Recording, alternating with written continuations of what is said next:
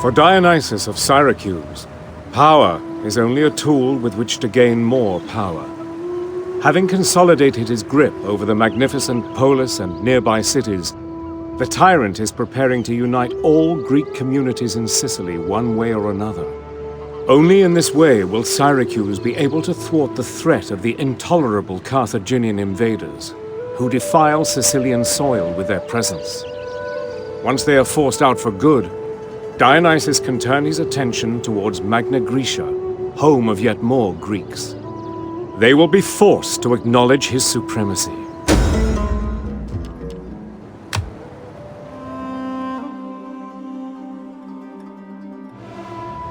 The city of Taras is named after the son of Poseidon and considers the sea god to be its founder. Currently, Taras' importance and influence has grown over nearby areas, but so have threats from nearby.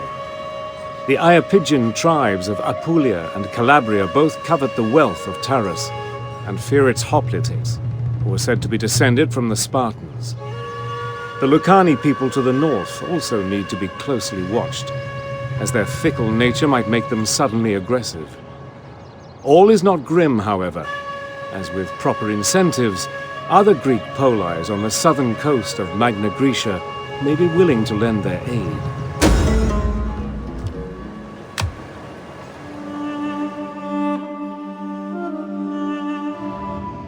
Of all the Gallic tribes that crossed the Alps, the Senones were the last. They have since reached the Adriatic coast and conquered some land of their own. Now their chief, Brennus, ponders his next move. To the north are the Boii, wild and unpredictable, yet kinsmen nonetheless. To the south is the dominion of Etruscans and Umbri, idle and slow peoples, as rich as they are complacent.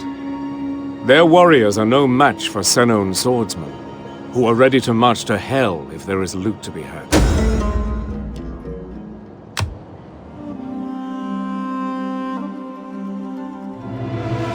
Many years ago, King Bellovesus led several Gallic tribes across the Alps.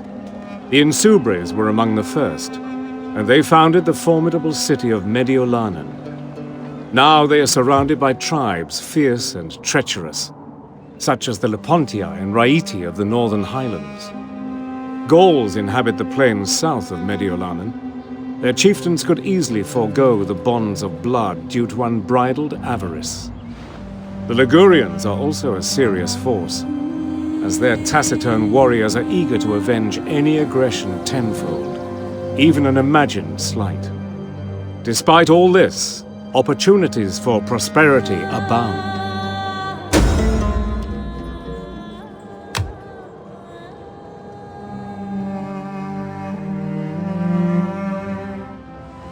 Rome is at war. The Etruscans of Veii have been our enemies for many years, and since peace is out of the question, we must bring them down by force of arms. The proud Volsci of Latium are carefully observing the conflict, and will undoubtedly strike should we provoke their ire. In such a conflict, we might try to ally with the Hernici. Meanwhile, rumor has it that a new threat is stirring beyond the lands of the cowardly Sabines and docile Umbri. Be mindful, yet brave. May Mars watch over you.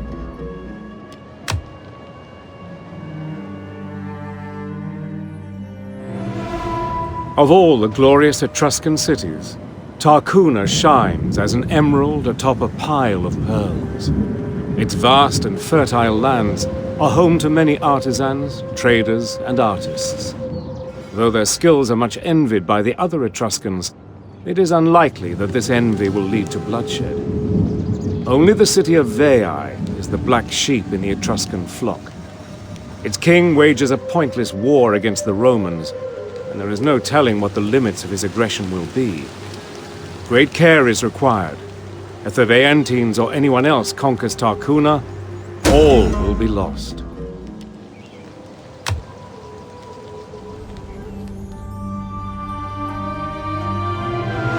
The Samnites are famous for their honor and courage.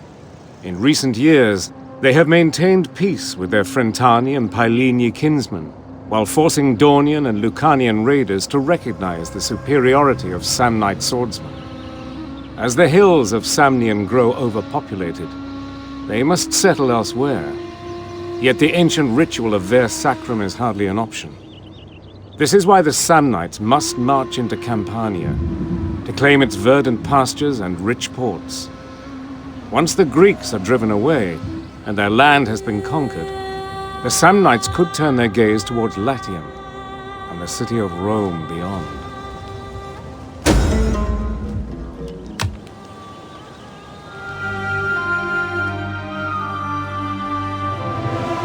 The Veneti have defended their land vehemently against any would-be invaders.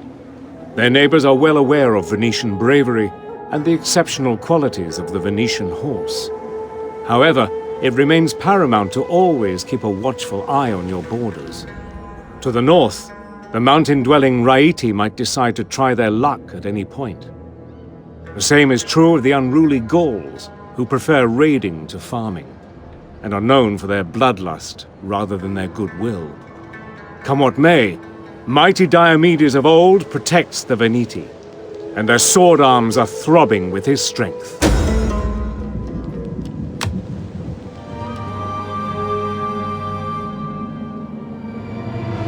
The Iolei of Sardinia are an ancient and indomitable people. Once they shared the Isle of Sardinia with other tribes of the same blood. Then the Carthaginians came and claimed the coastline for themselves. The time has come to rise and drive the insolent invaders into the very sea they came from. The Bellari have often sworn they are brothers to the Iolei.